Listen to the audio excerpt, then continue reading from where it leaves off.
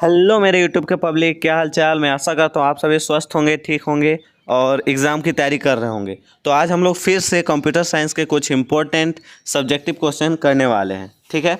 तो first question है हम लोगों का, डिफाइन एब्स्ट्रैक्शन एंड इनकैप्सुलेशन। तो हम लोग को एब्स्ट्रैक्शन और इनकैप्सुलेशन को क्या करना है, डिफाइन करना है। तो चलिए देखते हैं।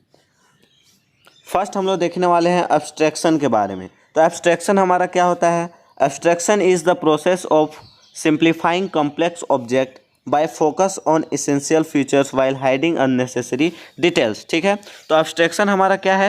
एब्स्ट्रैक्शन एक हमारा ऐसा प्रोसेस है जो क्या करता है, एसेंशियल फीचर्स मतलब जो चीज़ हम लोग को ज़रूरी है उसे बस क्या करता है, वो दिखाता है। और किसे हाइड करता है? जो अननेसेसरी चीज़ है, जो चीज़ हम लोग के लिए नेसेसरी नहीं है, यूजफुल नहीं है, वैसे चीज़ को क्या करता है, वो वैसे डिटेल्स को हाइड करता है, ठीक है। एग्जाम्पल के तौर पे अगर हम इसे समझना चाहें तो फॉर अंडरस्टैंडिंग ओनली, ठीक है। मान लीजिए ये हमारा क्या है, एक एटीएम है, और एटीएम से हम लोग क्या करते हैं, डिपॉजिट करते हैं, कैश विड्रॉ करते हैं, या फिर चेकिंग बैलेंस करते हैं। अब कोई व्यक्ति क्या है, एटीएम के पास जाता है, ठीक है, और क्या करता है, या तो डिपॉजिट करता है, या तो कैश विड्रॉ करता है, या फिर बैलेंस चेक करता है, ठीक है।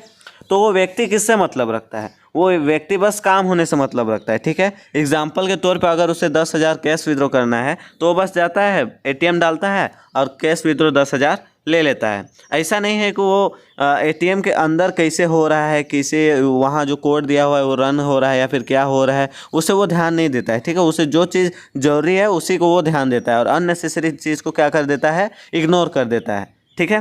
तो यही है हमारा एब्स्ट्रैक्शन। नेक्स्ट है हम लोगों का इनकैप्सुलेशन। तो हम लोग का इनकैप्सुलेशन क्या होता है?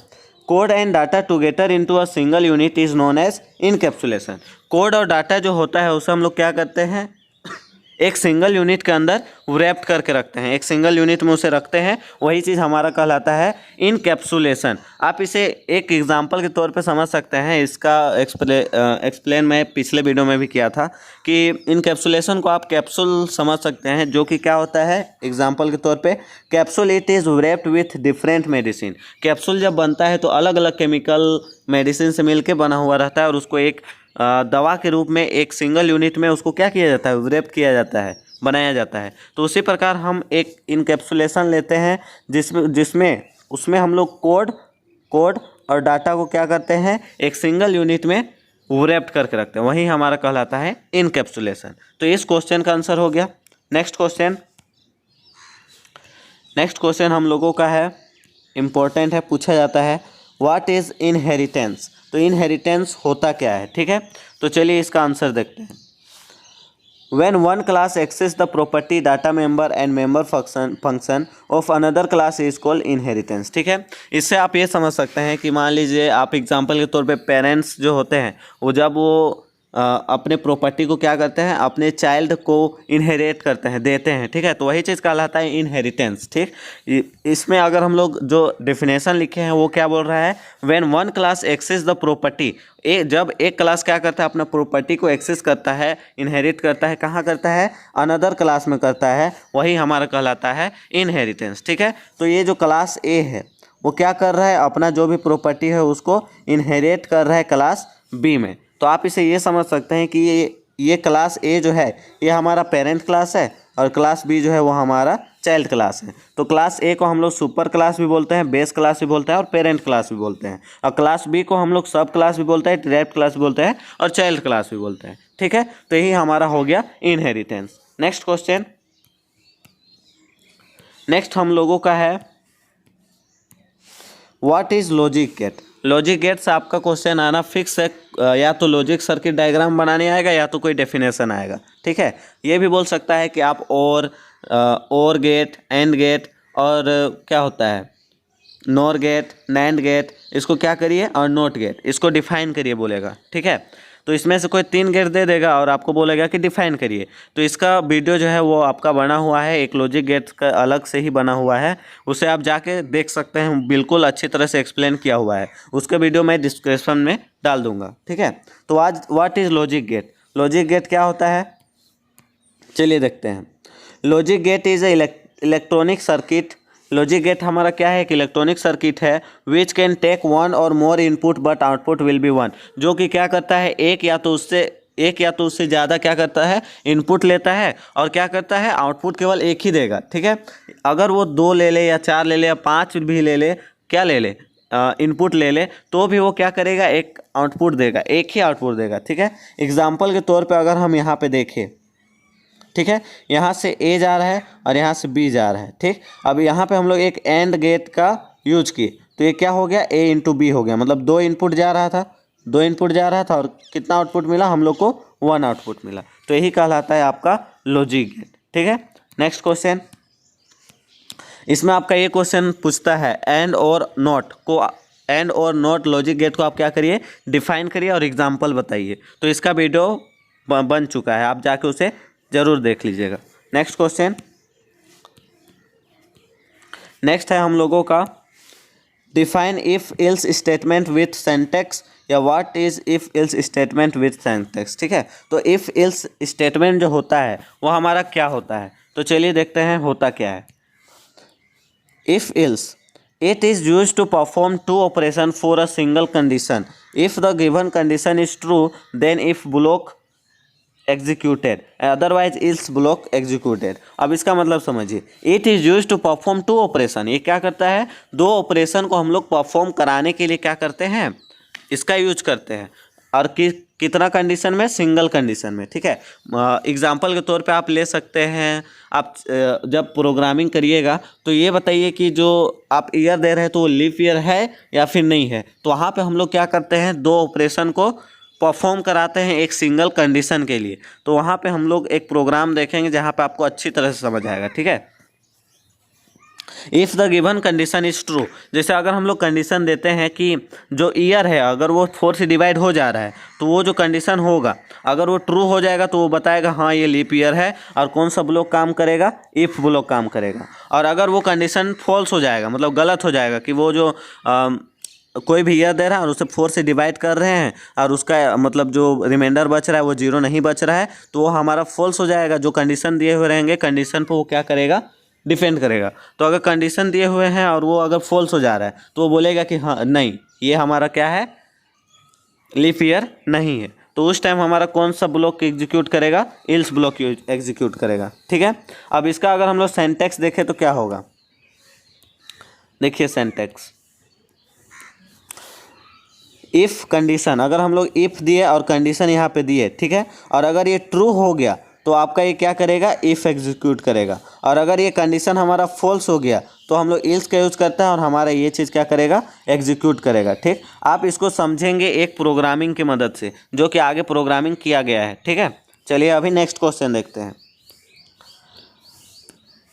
5 नंबर देखिए, 3 नंबर के लिए इम्पोर्टेंट है। ठीक है, write a program in C++ to input 2 numbers from the keyboard, find and display its sum. ठीक है, तो हम लोग को C++ में एक इनपुट 2 नंबर का इनपुट देना है और उसे हम लोग को क्या करना है, जोड़ के डिस्प्ले करना है, दिखाना है। तो चलिए इसका प्रोग्रामिंग करते हैं।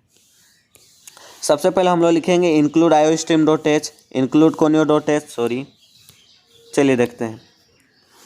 Include iostream.h, include conio.h, void main function, curly bracket open और CLR SCR फंक्शन और सेमी कॉलम। इतना तो आपका 5 लाइन फिक्स है। ठीक है, अब इसमें हम लोग क्या करते हैं, इंट मतलब इंटीजर टाइप लेते हैं, क्या क्या, ए बी और सम इक्वल टू 0। ठीक, अब सी आउट में क्या करते हैं, वहाँ पे हम लोग को क्या शो करना चाहिए, इंटर 2 नंबर। जब हम लोग इस प्रोग्रामिंग को रन कराएंगे तो क्या होना चाहिए, हम लोग को क्या शो होना चाहिए, इंटर 2 नंबर। ठीक है, अब सीन में हम लोग ए और बी डालेंगे तो इंटर 2 नंबर वहाँ पे हम लोग को शो करेगा, तो वहाँ पे हम लोग 2 नंबर डालेंगे, ए और बी। उसके बाद क्या होगा, उसके बाद हम लोग को बोलना है कि उसको अब जब हम लोग नंबर दे दिए तो उसको क्या करना है, जोड़ना है, सम करना है। तो sum is equal to A plus B, A और बी यहाँ पे जो 2 नंबर है उसको क्या करना है, सम करना है। और सी आउट हम लोग क्या मिलना चाहिए, सी आउट हम लोग को सम इक्वल टू लिखा हुआ रहना चाहिए और इक्वल टू उसका जो जोड़ होगा वो यहाँ पे लिखा हुआ रहेगा। ठीक है, यहाँ पे अब उसके बाद हम लोग गेट ch से बंद कर दिया और कर्ली ब्रैकेट ऑफ कर दिए। अब इसका जो हम लोग को आउटपुट मिलेगा वो क्या मिलेगा, जब आप उस प्रोग्रामिंग को रन कराएंगे तो क्या हो जाएगा, इंटर 2 नंबर यहाँ पे शो करेगा। अब जब हम लोग का इंटर 2 नंबर आएगा तो 9 और 2 अगर हम लोग दे दिए तो क्या हो जाएगा, ए प्लस बी। हम लोग जोड़ने के लिए ए प्लस बी का यूज किए थे, तो ए और बी को अगर हम लोग जोड़ेंगे तो 9 और 2 क्या हो जाएगा, 11 हो जाएगा। और यही आपका क्या दिखाएगा, आउटपुट दिखाएगा। तो आपको लिखा हुआ आएगा सम इज इक्वल टू 11। ठीक है, तो यही हो गया आपका प्रोग्रामिंग 2 नंबर का एडिशन। ठीक है, इन C++ में। नेक्स्ट चलते हैं, और यहाँ पे क्या है, प्रोसेस कंप्लीट हो जाएगा। और यहाँ पे ए जो है हमारा वो 9 है और बी हमारा 2 है। नेक्स्ट क्वेश्चन चलते हैं। तो नेक्स्ट क्वेश्चन हम लोग बढ़ते हैं। नेक्स्ट क्वेश्चन हम लोगों का find the dual of the following function. तो डुअल एक्सप्रेशन हम लोग को क्या करना है, बनाना है। तो डुअल में आप एक चीज़ याद रखिएगा, अगर प्लस है तो उसको चेंज करना रहता है इनटू में, और अगर इनटू है तो उसको चेंज करना रहता है प्लस में, क्वेश्चन के हिसाब से। ठीक है, और अगर जीरो रहे तो उसको चेंज करते हैं 1 में, और अगर 1 दिखे तो उसको चेंज करते हैं 0 में। ये आपका क्वेश्चन में दिखेगा और ये आपका डुअल एक्सप्रेशन में चेंज करना है। ठीक है, प्लस को इनटू में, इनटू को प्लस में, 0 को 1 में और 1 को 0 में। तो चलिए देखते हैं।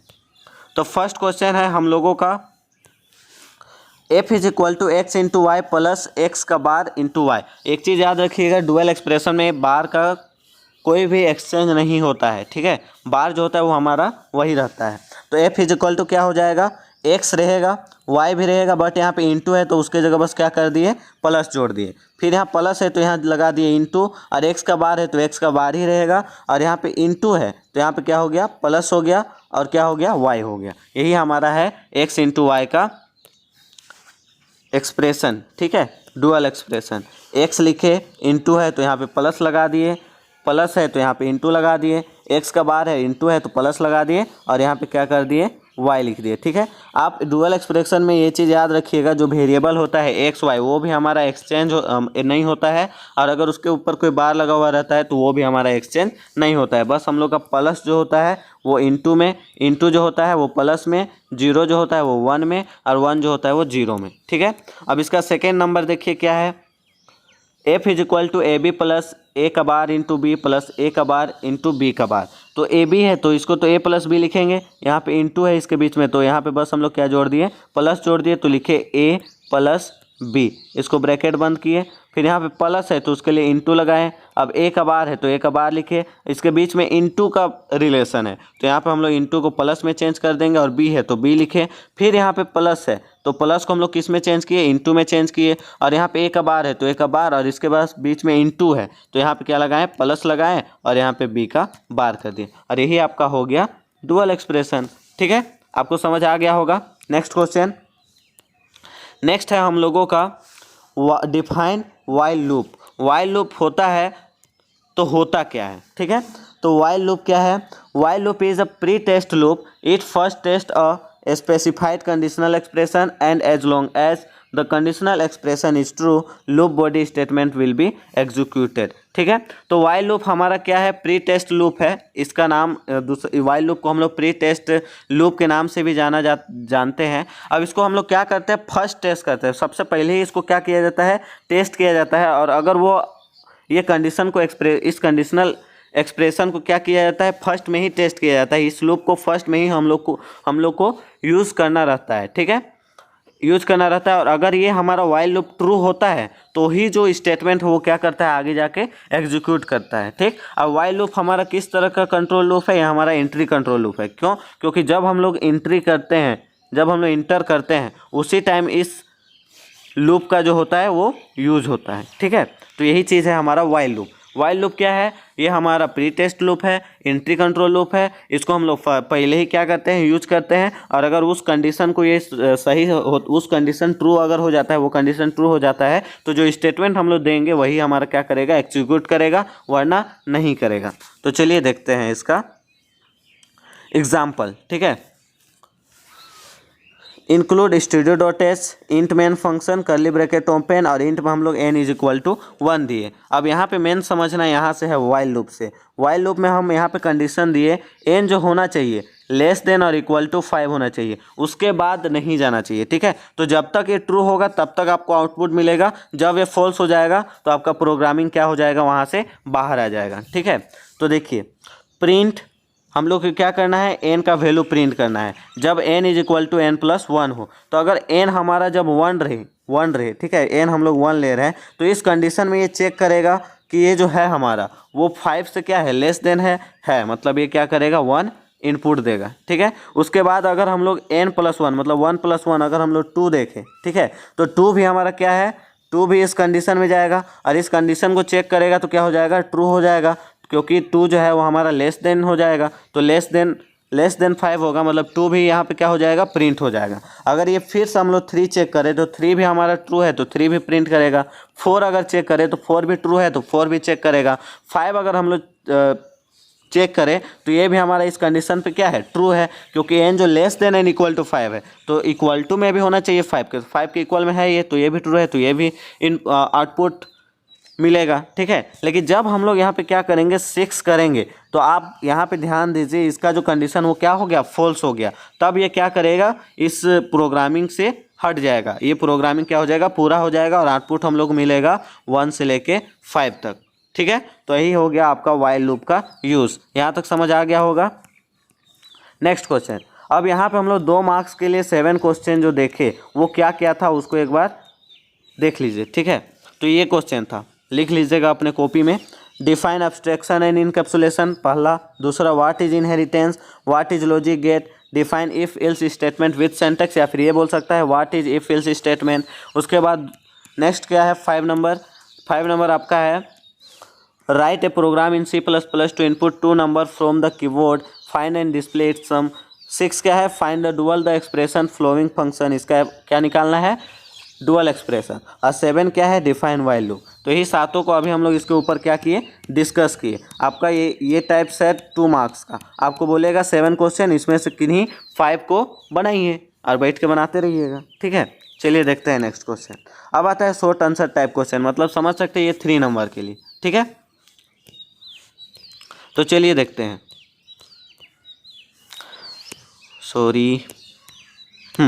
चलिए शुरू करते हैं। फर्स्ट क्वेश्चन क्या है, फर्स्ट है हम लोगों का define the types of inheritance. हम लोग इनहेरिटेंस क्या होता है ऊपर पढ़े, उसके टाइप्स को अब हम लोग क्या करते हैं, डिफाइन करते हैं, कौन कौन होता है और क्या होता है, ठीक है। तो चलिए देखते हैं। तो इनहेरिटेंस जो होता है वो हमारा 5 टाइप्स का होता है। There are 5 types of inheritance. First क्या है, single inheritance, multi level inheritance, multiple inheritance, hierarchical inheritance और हाइब्रिड इनहेरिटेंस। ये हमारा 5 प्रकार का इनहेरिटेंस हुआ, ठीक है, 5 टाइप्स का। इसको आप याद जरूर रखेंगे, ठीक है। 5 टाइप्स का ये हमारा इनहेरिटेंस हुआ। कौन कौन है, single inheritance, multi level inheritance, multiple inheritance, hierarchical inheritance और हाइब्रिड इनहेरिटेंस। अब इसको समझते हैं एक एक करके, ठीक है।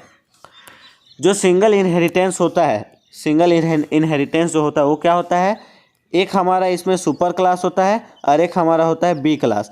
ये जो है हमारा, ये क्या है, हमारे लिए एक पेरेंट्स क्लास है और ये हमारा क्या है, डिराइव्ड क्लास है। तो इसमें एक क्या होता है, सुपर क्लास होता है और एक डिराइव्ड क्लास होता है या फिर सब क्लास होता है, ठीक है। इसमें जो हमारा बी है, जो बी क्लास है वो क्या कर रहा है, इसका जो है वो चाइल्ड क्लास है और ये जो है हमारा वो बी का क्या है, पेरेंट क्लास है, ठीक है। ये बी जो है वो ए से क्या हुआ है, डिराइव किया हुआ है। तो वही चीज़ हमारा होता है single inheritance. Multi level inheritance क्या होता है, इसमें एक सुपर क्लास होता है, उसके बाद एक इंटरमीडिएट क्लास होता है, उसके बाद एक सब क्लास होता है। तो ए जो है हमारा वो पेरेंट्स क्लास है बी का और बी जो है हमारा वो पेरेंट्स क्लास है सी का। यहाँ पे सी लिखा हुआ रहना चाहिए था, सॉरी, यहाँ पे सी होगा, ठीक है, ए बी सी। तो ए जो है हमारा वो क्या करेगा, बी क्लास के लिए एक पेरेंट्स के रूप में काम करेगा और बी जो है हमारा वो सी के लिए पेरेंट्स का काम करेगा। और ए का जो है डिराइव्ड क्लास वो बी है और सी जो है वो डिराइव्ड क्लास है बी का, ठीक है। और ये जो सी डिराइव्ड हुआ है वो ये दोनों से मिलके डिराइव्ड हुआ है, ठीक है। तो यही हमारा कहलाता है मल्टी लेवल इनहेरिटेंस। नेक्स्ट चलते हैं। नेक्स्ट है हम लोगों का मल्टीपल इनहेरिटेंस, ठीक है। मल्टीपल इनहेरिटेंस मतलब बहुत सारे क्लास या फिर पेरेंट्स से मिलके क्या होगा, एक क्लास डिराइव्ड होगा, ठीक है। तो क्या है, यहाँ पे हम 3 क्लास ले लिए हैं, कौन कौन, एक लिए हैं ए, एक लिए हैं बी और एक लिए हैं सी। और इन तीनों से मिलके क्या हो रहा है, एक क्लास का डिराइव्ड हो रहा है जिसका नाम है डी। तो ये हो गया आपका मल्टीपल इनहेरिटेंस, ठीक है। नेक्स्ट 4 टाइप्स क्या है, हायरार्किकल इनहेरिटेंस। तो हायरार्किकल इनहेरिटेंस वो होता है जो एक क्लास से, एक पेरेंट क्लास से क्या हो, अनेक मतलब 2-3 का क्या हो जाए, 2-3 क्लास का डिराइव्ड हो जाए, ठीक है। तो मान लीजिए ये हमारा एक क्लास है, ठीक। अब ये हमारा एक क्लास है और इससे कौन कौन डिराइव्ड हो रहा है, डी भी डिराइव्ड हो रहा है, सी भी डिराइव्ड हो रहा है और बी भी डिराइव्ड हो रहा है, ठीक है। ये तीनों हमारा डिराइव्ड हो रहे हैं, बी भी, सी भी और डी भी। तो ये बी सी डी जो है वो डिराइव्ड क्लास है किसका, ए का। और ए जो है वो किस तरह का काम कर रहा है, ये बी सी डी का ये पेरेंट्स के रूप में काम कर रहा है। यही हमारा हो गया हायरार्किकल इनहेरिटेंस, ठीक है। नेक्स्ट चलते हैं। नेक्स्ट टाइप हम लोग का है हाइब्रिड इनहेरिटेंस। तो हाइब्रिड इनहेरिटेंस क्या है, ये हम लोगों का हायरार्किकल और मल्टीपल इनहेरिटेंस का क्या है, कॉम्बिनेशन है। सबसे पहले आप यहाँ ऊपर देखिए, मल्टीपल इनहेरिटेंस और हायरार्किकल इनहेरिटेंस क्या था। मल्टीपल इनहेरिटेंस हमारा 3 क्लास से मिल के एक क्लास बना हुआ था, वो था हम लोगों का मल्टीपल इनहेरिटेंस। मतलब अनेक क्लास से मिलके एक क्लास बना हुआ रहता है, उसको बोलते हैं मल्टीपल इनहेरिटेंस। और हायरार्किकल इनहेरिटेंस क्या था, एक क्लास से मिलके अनेक क्लास बने हुए रहते हैं। मतलब एक पेरेंट्स क्लास होता है और मतलब 2-3 हमारा क्या होता है, डिराइव्ड क्लास। और इसमें 2-3 हमारा क्या होता है, क्लास होता है और एक हमारा क्या होता है, डिराइव्ड होता है। तो ऐसा हम लोग को हाइब्रिड में दिखना चाहिए, दोनों होना चाहिए, ठीक है। तो आप फर्स्ट देखिए यहाँ से यहाँ तक, यहीं तक देखिएगा, ठीक है, जहाँ रेड हम कर रहे हैं, ठीक। ये जो है हम लोगों का किस टाइप का है, ये हमारा एक क्लास से मिलके 3 क्लास का डिराइव्ड हुआ है। तो ये हमारा एक हो गया हायरार्किकल, ठीक है। और यहाँ पे आप ध्यान दीजिए, जो हमारा ग्रीन से है, यहाँ से लेके यहाँ तक, ये क्या है, ये 3 क्लास से मिलके क्या हो रहा है, एक क्लास का डिराइव्ड हो रहा है। तो ये हो गया हमारा मल्टीपल का, मल्टीपल इनहेरिटेंस का। तो इसमें हायरार्किकल भी आएगा और मल्टीपल भी आएगा, वही हमारा इनहेरिटेंस कहलाता है, हाइब्रिड इनहेरिटेंस, ठीक है। यहाँ तक समझ आ गया होगा। नेक्स्ट चलते हैं हम लोग, बहुत ही इंपॉर्टेंट है। नेक्स्ट है हम लोगों का define commutative law and proved also. तो कम्यूटेटिव लॉ क्या होता है वो देखिए, यहाँ पे लिखा हुआ है कम्यूटेटिव लॉ ऑफ एडिशन। जब हम लोग कम्यूटेटिव लॉ को एडिशन के रूप में हम लोग क्या करते हैं, अप्लाई करते हैं, तो उसका फॉर्मूला होता है a + b = b + a, ठीक है। a + b = b + a। तो वही चीज़ यहाँ पे लिखा हुआ है, a + b = b + a। और दूसरा क्या है, कम्यूटेटिव लॉ ऑफ मल्टीप्लिकेशन। जब मल्टीप्लिकेशन में जाते हैं, गुना में जाते हैं, तो क्या होता है, तो जहाँ पे प्लस लगा हुआ है वहाँ पे बस हम लोग का इंटू लगता है, तो हो जाता है a × b = b × a। कोई दिक्कत नहीं होना चाहिए, वही चीज़ यहाँ पे लिखा हुआ है। अब इसको हम लोग क्या करते हैं, प्रूफ करते हैं, किसके हेल्प से, ट्रूथ टेबल के हेल्प से। तो सबसे पहले यहाँ पे आप ध्यान दीजिएगा, सबसे पहले हम लोग एक टेबल बनाएं, ठीक है, उसमें a लिखे, b लिखे, ठीक। अब a और b हमारा 2 एलिमेंट है। अब 2 एलिमेंट है तो 4-4 का क्या होगा, 2 हमारा वेरिएबल है तो 4-4 का एलिमेंट होगा। फर्स्ट में हम लोग भरेंगे 00, 11, सेकेंड में भरेंगे 01, 01, ठीक है। अब हम लोग को a + b = b + a हम लोग को क्या करना है, प्रूव करना है। तो सबसे पहले हम लोग a + b निकालें। अब अगर हम लोग a + b निकालें तो क्या हो गया, 0 0 0 0 1 1 1 0 1 और 1 1 1। हम लोग ये ट्रूथ टेबल के बारे में पिछले वीडियो में डिस्कस कर चुके हैं, जो देखे होंगे उनको अच्छा समझ आ रहा होगा। अब इसको अगर हम लोग b + a, अब a + b तो निकाल लिए, मतलब a और b, पहले a का वैल्यू रखें फिर b का वैल्यू। अब b + a मतलब पहले b का वैल्यू रखेंगे फिर a का। तो इधर से देखते हैं, 0 0 0 1 0 1 0 1 1 और 1 1 1। अब ये हमारा देखिए क्या ये दोनों इक्वल है या फिर नहीं, ठीक है, a + b और b + a इक्वल है कि नहीं। तो आप यहाँ पे ध्यान दीजिएगा तो आपको पता चलेगा कि हाँ ये दोनों जो है वो क्या है, इक्वल है। तो यहाँ पे हमारा commutative law of addition proof हो गया है, a + b = b + a, ठीक। नेक्स्ट हम लोग प्रूफ करेंगे commutative law of multiplication, a × b = b × a, ठीक है। तो सबसे पहले हम लोग फिर से क्या किए, एक टेबल बनाए, ठीक है। उसके बाद इसमें हम लोग फिर से वेरिएबल 2 लिए, a और b। अगर हम लोग का 2 वेरिएबल है तो हम लोग जानते हैं फॉर्मूला, 2 वेरिएबल है तो 2 का पावर n होता है एलिमेंट के लिए, तो 2 का पावर 2 = 4 एलिमेंट। अब इसको अगर हम लोग फिल करेंगे तो क्या होगा, 00 11 01 01। ये चीज़ पहले ही डिस्कस किया हुआ है। अब सबसे पहले हम लोग a × b निकालते हैं, ठीक है, मतलब a × b, a और b को मल्टीप्लिकेशन, 0 0 0 0 1 0 1 0 0 1 1 1। अगर हम लोग इसको मल्टीप्लाई करते हैं तो 0 0 0 1 आया। अब अगर हम लोग b × a को मल्टीप्लाई करते हैं तो क्या आता है, b × a मतलब b के तरफ से देखना है, तो 0 0 0 1 0 0 0 1 0 और 1 1 1 मल्टीप्लिकेशन किया हुआ है। ठीक है, अब इसमें देखते हैं ए बी और बी ए इक्वल है कि नहीं। तो यहाँ पे हम लोग ध्यान से देखेंगे तो पता चलता है कि ये इक्वल है। अगर इक्वल है तो इसमें भी हम लोग का कम्यूटेटिव लॉ ऑफ मल्टीप्लिकेशन क्या हो गया, प्रूफ हो गया। तो यही चीज़ हम लोग क्या करना था, प्रूफ करना था। नेक्स्ट क्वेश्चन है हम लोगों का, पहले भी डिस्कस किया हुआ है, इंपॉर्टेंट है। ठीक है, what is the basic difference between identifiers and keywords. तो हम लोग को डिफरेंस बताना है आइडेंटिफायर्स और कीवर्ड्स के बीच में। तो चलिए एक एक करके देखते हैं। सबसे पहले आइडेंटिफायर्स की तरफ देखते हैं। The identifiers is a user defined word और keyword is pre defined word. तो कीवर्ड जो होता है हम लोगों का वो क्या होता है, प्री डिफाइंड वर्ड, मतलब पहले ही से उसको क्या किया हुआ रहता है, डिफाइन किया हुआ रहता है। और आइडेंटिफायर क्या होता है, the identifier is the user defined word. उसको हम लोग यूजर डिफाइंड, मतलब जो उसे यूज़ करता है, जो यूजर होता है उसे वो क्या करता है, वही उसको डिफाइन करता है। और कीवर्ड हमारा प्री डिफाइंड, मतलब पहले ही से डिफाइन किया हुआ रहता है।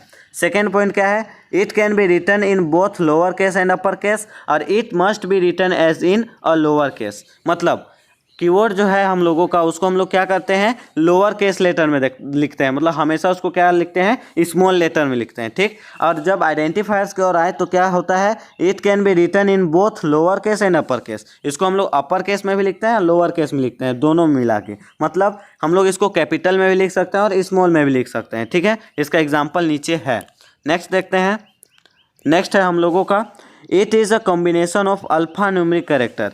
और ये जो है हमारा आइडेंटिफायर वो अल्फा न्यूमरिक कैरेक्टर, मतलब अल्फ़ाबेटिकल भी है और न्यूमरिक भी है, नंबर भी है, उसका कॉम्बिनेशन है। ठीक है, वही हमारा कहलाता है आइडेंटिफायर्स।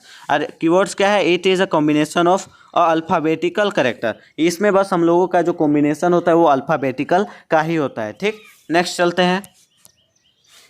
4 पॉइंट है इसका, its meaning is predefined in the C compiler and its meaning is not defined in the C compiler। और ये एरो का चिन्ह इसलिए किया गया है क्योंकि ये जो पॉइंट है वो इसका है आइडेंटिफायर्स का, और ये जो पॉइंट है वो इसका है।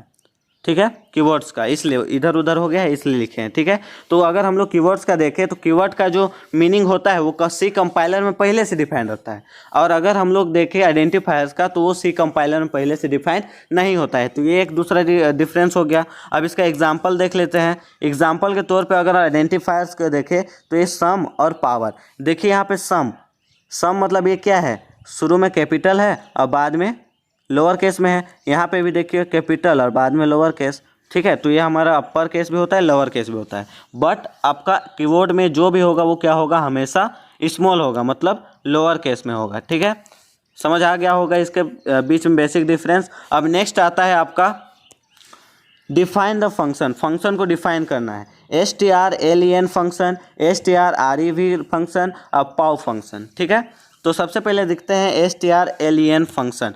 तो ये क्या होता है, ये होता है to function this function is use to determine the length of given string. हम लोग क्या करते हैं, जो स्ट्रिंग दिया हुआ है उसका लेंथ मेजर करने के लिए, डिटरमाइन करने के लिए इस फंक्शन का यूज करते हैं। दूसरा फंक्शन क्या है, वो है strrev फंक्शन। ठीक है, तो ये क्या होता है, this function is return reverse of the given string. ये क्या करता है, जो गिवन स्ट्रिंग है उसका क्या है, रिटर्न रिवर्स करता है। ठीक है, उसको हम लोग कैलकुलेट करते हैं, उसका रिवर्स, रिटर्न रिवर्स। जैसे अगर ABC लिखा हुआ है, सॉरी क्या होता है, देखिए जैसे ABC लिखा हुआ है, ठीक, और अगर इसमें हम लोग strrev यूज़ करते हैं तो ये किस में चेंज कर देगा, रिटर्न रिवर्स, मतलब पीछे से क्या करेगा, इसको रिवर्स करेगा। तो ये हो जाएगा CBA ऐसा। ठीक है, ये होता है strrev।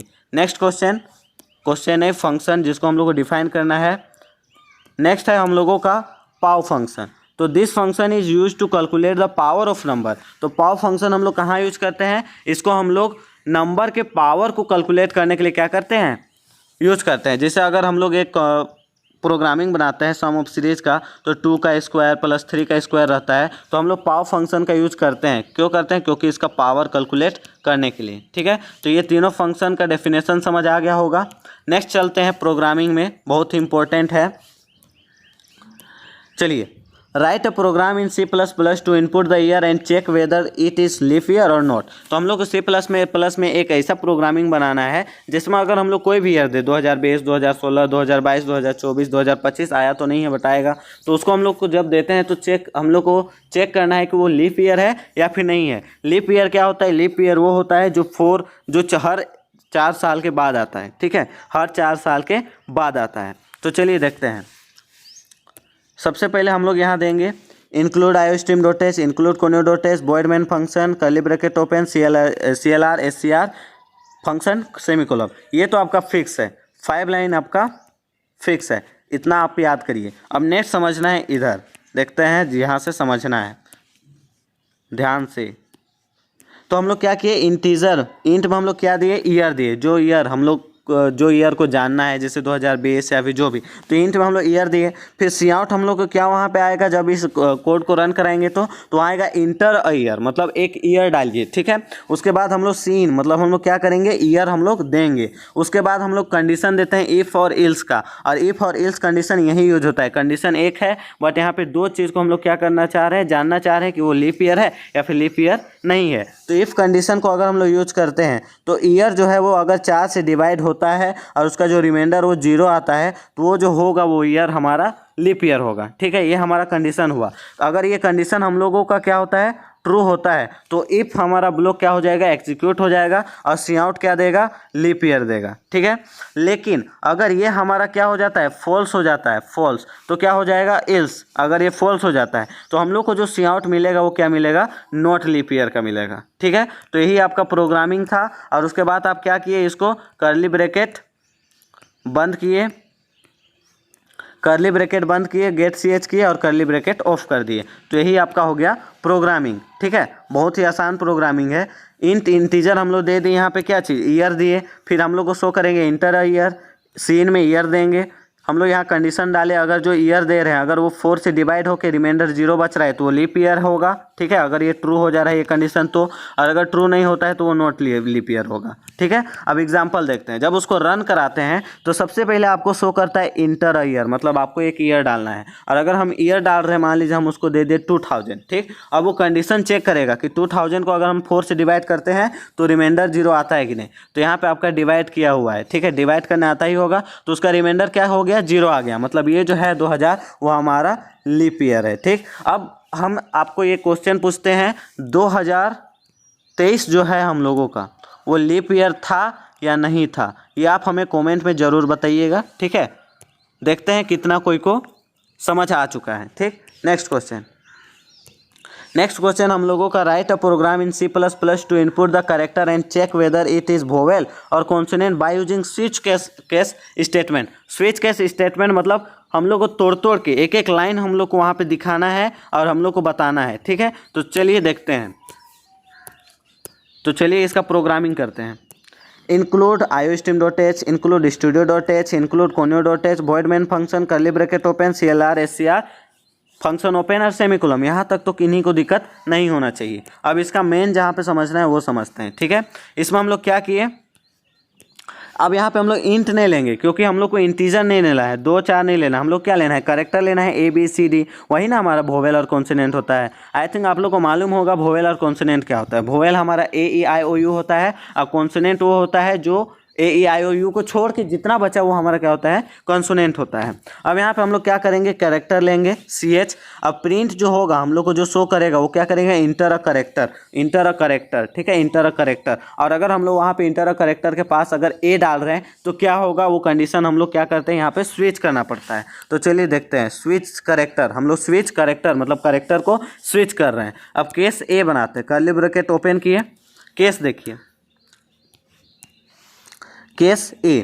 अब अगर हम लोग केस देखते हैं, A अगर रहेगा तो वो प्रिंट करेगा वोवेल, ठीक है, मतलब स्विच कर रहे हैं अभी। अगर हम लोग वहाँ पे लेटर क्या देते हैं, हम लोग वहाँ पे एलिमेंट क्या देते हैं, कैरेक्टर क्या देते हैं, अगर A देते हैं तो वो प्रिंट करेगा वोवेल, वरना अगर हम लोग E देते हैं तो भी वो वोवेल ब्रेक करेगा, ठीक है। या फिर अगर I देते हैं तो भी ब्रेक करेगा वोवेल, तो वोवेल प्रिंट करेगा। अगर O देते हैं तो भी हमारा क्या करेगा, वोवेल प्रिंट करेगा। और U भी देते हैं तो क्या करेगा, वोवेल प्रिंट करेगा।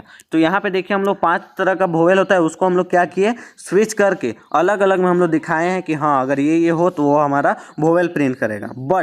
बट अगर वहीं पे क्या आ जाता है, डिफ़ॉल्ट आ जाता है, मतलब ये 5 को छोड़ के कोई और अल्फ़ाबेट आ जाता है या फिर कैरेक्टर आ जाता है तो हम लोग को प्रिंट करना है कॉन्सोनेंट। बस यही हो गया आपका प्रोग्रामिंग।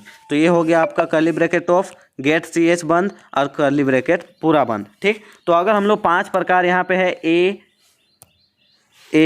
ई आई ओ और क्या है यू, अगर ये पांचों रहे तो ही क्या प्रिंट करेगा वोवेल। अगर ये पांचों को छोड़ के डिफ़ॉल्ट हो जाता है और क्या होता है दूसरा करेक्टर आ जाता है तो वो मतलब कॉल करेगा कॉन्सोनेंट। तो इसका आउटपुट तो नहीं है। तो सबसे पहले आउटपुट समझिए क्या होगा। आप जब इस रन कराइएगा इसको तो सबसे पहले आपको शो करेगा इंटर, यहाँ पे जो आप लिखे हुए हैं वो शो करेगा इंटर अ करेक्टर, तो ये चीज़ आपको शो करेगा। और अगर आप यहाँ पे जेड देते हैं तो ये यहाँ पे चेक करेगा ये केस में क्या जेड है, नहीं है, तो इसको शो करेगा आपका कॉन्सोनेंट।